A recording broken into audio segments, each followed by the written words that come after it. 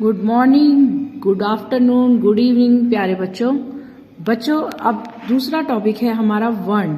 गाने की जो क्रिया होती है उसे वर्ण कहते हैं। जिस तरीके से हम कोई सॉन्ग गाते हैं वो किस तरीके से ऊपर चलता है, नीचे जाता है, तो जैसे आवाज तेज होती है, आवाज मंदी होती है, तो ये सब जो क्रियाएं होती हैं उसे हम वर्ण कहते हैं। वर्ण 4 प्रकार के होते हैं: स्थायी वर्ण, आरोही वर्ण, अवरोही वर्ण और संचारी वर्ण। स्थायी वर्ण क्या होता है? जब एक ही वर्ण बार बार ठहर ठहर कर बोला जाए तो उस क्रिया को स्थायी वर्ण कहते हैं। जैसे सा सा सा, रे रे रे, गा गा गा। जैसे स्थायी वर्ण एक तरीके से आप ये भी कह सकते हैं, जैसे गाने की जो स्टार्टिंग की 2 लाइनें होती हैं वो बार बार ठहर ठहर कर आती है, हर स्टैंजे के बाद वो दोनों लाइनें आती हैं, तो उसको हम स्थायी वर्ण कहा जा सकता है।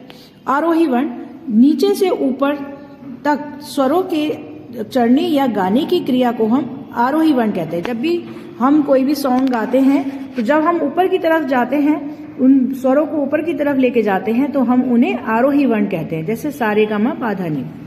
अवरोही वर्ण ऊपर के स्वरों से बीच के स्वरों तक आने की क्रिया को अवरोही वर्ण कहते हैं। जैसे सा नी धा पा मा गा रे सा। ऊपर से हम नीचे की तरफ आएंगे तो हम उन वर्णों को अवरोही वर्ण कहेंगे। फिर आता है संचारी वर्ण। स्थायी, आरोही और अवरोही तीनों के संयोग वर्ण ये है वर्ण कहते, इसे संयोग वर्ण कहते हैं। जब सभी स्वरों को उलट पलट कर गाया जाए तो सभी वर्ण मिलकर अपना एक नया राग दिखाते हैं। उसी क्रिया को संचारी वर्ण कहते हैं। इसके बिना गायन वादन संभव नहीं है। बेटा इसको इस तरीके से भी कह सकते हैं, कोई भी गाना ऐसा नहीं होता कि उसमें सिर्फ बार बार स्थायी आए। कोई भी गाना ऐसा नहीं होता जिसमें सारे स्वर ऊपर की तरफ जाएं या सारे स्वर नीचे की तरफ जाएं। हमारा गाना तभी पूरा होता है जब हम कभी स्वरों को ऊपर ले जाते हैं, कभी नीचे ले जाते हैं और स्थायी के वर्ण के प्रयोग कर उसको बार बार ठहर ठहर कर प्रयोग किया जाता है।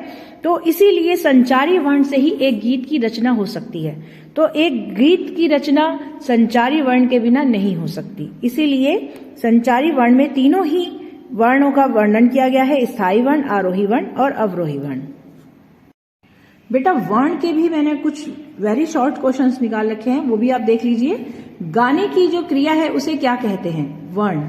वर्ण कितने प्रकार के होते हैं? 4: स्थायी वर्ण, आरोही वर्ण, अवरोही वर्ण और संचारी वर्ण। जब एक ही वर्ण बार बार ठहर ठहर कर बोला जाए तो उस क्रिया को क्या कहते हैं? स्थायी वर्ण। नीचे से ऊपर तक स्वरों के चढ़ने या गाने की क्रिया को क्या कहते हैं? आरोही वर्ण।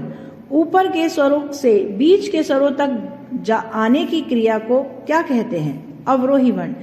स्थायी, आरोही और अवरोही तीनों के संयोग से क्या बनता है? तो इससे तीनों के संयोग से हमारा संचारी वर्ण बनता है।